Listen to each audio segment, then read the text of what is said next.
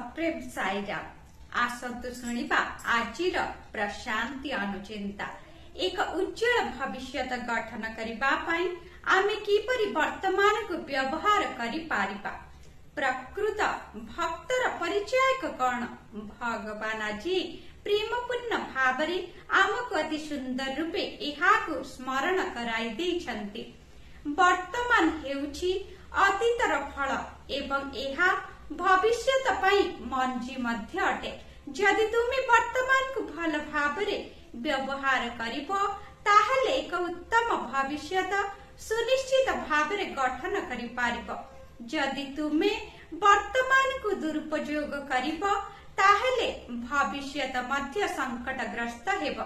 तेणु श्री सत्य साई सेवा संगठन रे थिबा समस्त निजक मूल्यवान काम रे नियोजित करंतु एवं निजे करुथुबा सेवा काम रे पूर्णता हासिल करंतु।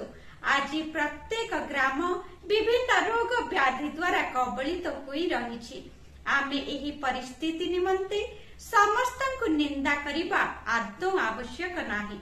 आमे केवल आम पाखरे थिबा मानव साधन एवं विभिन्न द्रव्य गुड़िक उपरे दृष्टि देवा सहित सेगुड़िक भक्ति भाव सहित मानव कल्याण रे व्यवहार करिबा आवश्यक।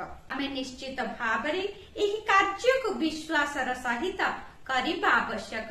लोकमाने भगवानकर शारीरिक उपस्थिति रे अति भक्ति और निष्ठार सहित काम करिथांती, किंतु भगवान ठारू दूर को चली जिबा परे ठीक उल्टा काम करिथांती। एहा जणे प्रकृत भक्तर लक्षण नुहे। भक्ति अर्थ भगवान के प्रति हृदय भरा प्रेम। एहिपरि प्रेम हिंस्र वन्य प्राणी को मध्य वशीभूत करि पारे। केवल प्रेम द्वारा तुमर हृदय पूर्ण होई पारिले ही तुमे निजको प्रकृत भक्त बोली दाबी करि पारिबो। तुमे जाहाको मध्य देखुछ किंबा कथा हेउछ एवं तुमर प्रत्येक कर्म रे एहिपरि प्रेम परिलक्षित हेबा आवश्यक।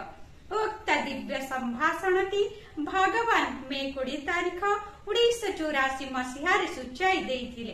कहिबार तात्पर्य तुमे निश्चित भावरे भगवान को प्रेम करिबाक पड़िबो, किंतु केवल एक प्रेमिक होई रहि जाओ नाही, बरं संपूर्ण भावरे प्रेमर स्वरूप होई जाओ। जड़े प्रेमिक किछि जन को प्रेम करि पारे, किंतु निजे ही प्रेमरे परिणत होई जिबा परे तुमे संपूर्ण जगत को प्रेम करि पारिबो।